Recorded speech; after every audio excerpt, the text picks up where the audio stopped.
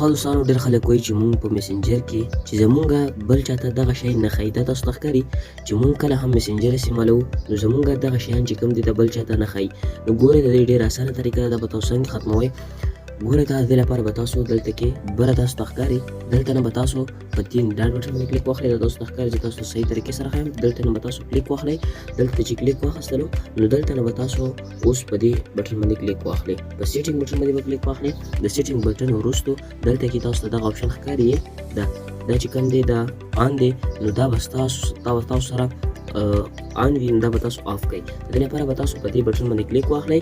د بره تاسو ته ښکاري دلته نه به تاسو ډایرکټ چې کوم دی بند کړئ.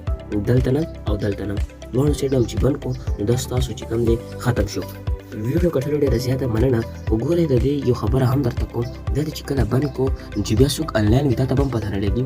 هغه ته خو به ستا پته نه لګي خو تا ته به هم پته نه لګي. دا د میسنجر ډېر خوندور سیټینګ دی. نو که ویډیو دې خوښه شوه لایک یې کړه، ملګرو سره شیر کړه. نورو ښایسته معلوماتو لپاره که ویډیو دې خوښه شوه موږ سره اوسه او ریکارډ مې هم فالو کړه.